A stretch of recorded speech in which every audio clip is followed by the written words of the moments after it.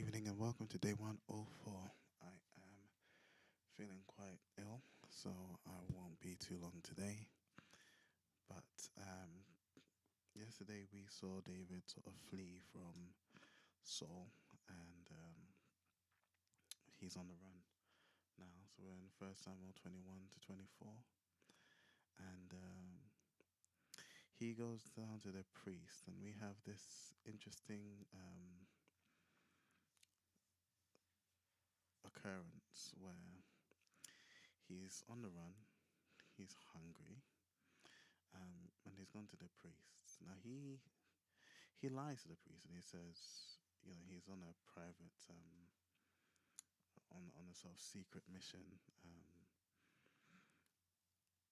and the priest was to off. Well, he just asked the priest for some bread, but he said obviously because he's on the run. Um, now, the priest Ahimelech doesn't give him bread, but actually gives him the holy bread, which is laid before the Lord. Now, this wasn't supposed to be eaten by none but the priests, and David is allowed to have it. And I say it's interesting because later on Jesus will reference this and show how the law was never meant to be given to the detriment of the people, right? So yes, the food is not meant for everyone, it's meant for the priest. But there are instances where if you are hungry, shall the priest, be full and you hungry and the bread just be there because it's meant for the priest? No. Right? The law was never given for the detriment of men. It was given to point men to God. And in the instances where the law does not necessarily factor into that, for instance here, there was no reason not to give David that bread. And so he does. And then gives him a sword. And this starts to read as like, your sword and sandal fantasy where he's looking for a weapon, and what weapon does he get but the weapon, the sword of Goliath, which was, a mighty sword that he himself killed Goliath for. And his response is literally, there's nothing like it.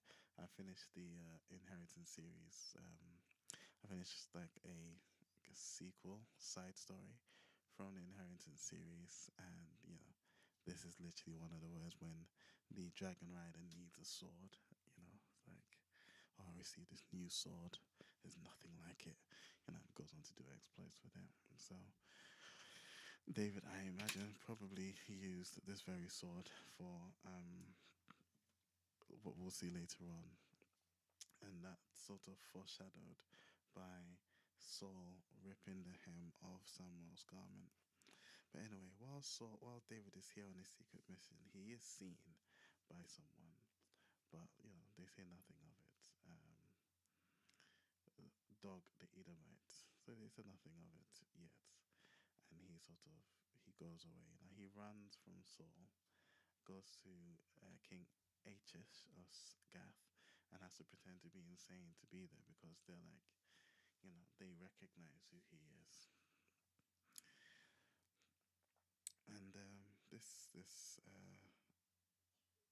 pursuit continues. Saul is just chasing David down.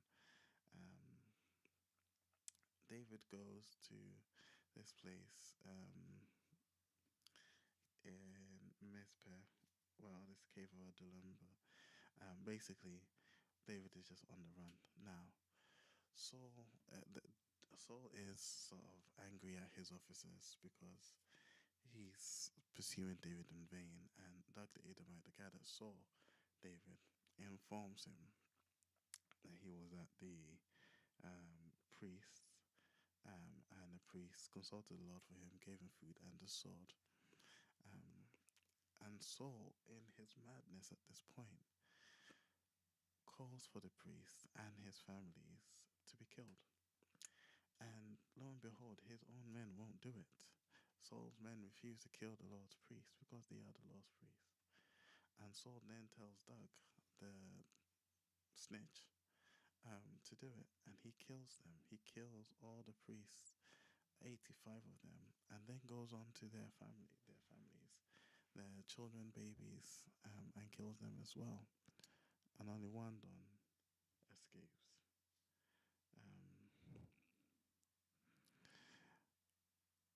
and David is a bit distraught by this because he knew once he was seen that it could potentially lead to the priest paying the price, which they did. As David is still running away, there's this opportunity to protect one of the towns and defeat some Philistines, which he does, which again draws Saul to him. Um, but luckily, he gets away again, and there's this which I said was foreshadowed by Saul ripping the hem of Samuel's garment, because Saul goes into a cave to go and relieve himself, and that's how David is there. So while Saul is relieving himself, even though David's men said he should kill them, he should kill Saul, he doesn't. He cuts off the hem of his robe, and after Saul's done the deed, goes out. David goes out, confronts him, and shows him, "I could have killed you, but I didn't because that's not my aim. I won't touch the Lord's anointed." Unlike Saul, who killed 85 of the Lord's anointed, um, and Saul apologizes and repents, and all is well to some extent. Saul goes home, but David, he returns to his stronghold. So, you know. And then we have Psalm 91, which is just such a great psalm, and speaks of how the Lord has protected David. And I'd encourage you to read Psalm 91 regularly.